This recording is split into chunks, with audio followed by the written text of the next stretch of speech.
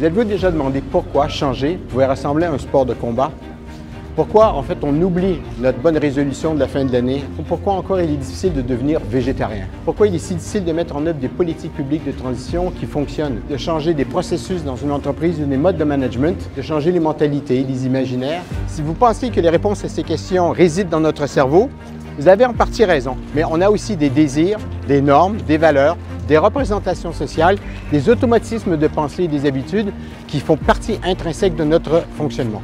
Je suis Stéphane Labranche, sociologue du climat et coordonnateur scientifique du GIECO, le groupe international d'experts sur le comportement. Je vais aborder plusieurs secteurs de la transition, comme la rénovation énergétique des bâtiments, la décision collective dans les négociations internationales sur le changement climatique, mais aussi les process et les modes de management dans les entreprises. Je vais surtout me focaliser sur les freins et les moteurs au changement et au non-changement de comportement pour en tirer des leçons transversales et opérationnelles. Je vais aussi exploser quelques fausses bonnes idées à partir des conclusions de plus de 40 projets de recherche sur ces questions.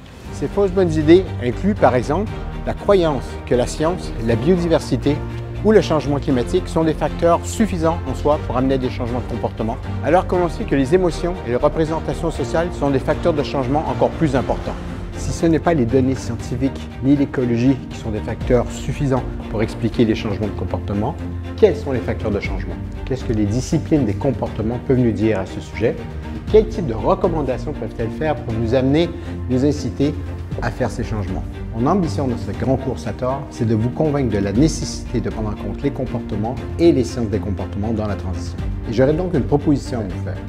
Et si on cessait de parler de transition écologique pour plutôt parler de transition humaine?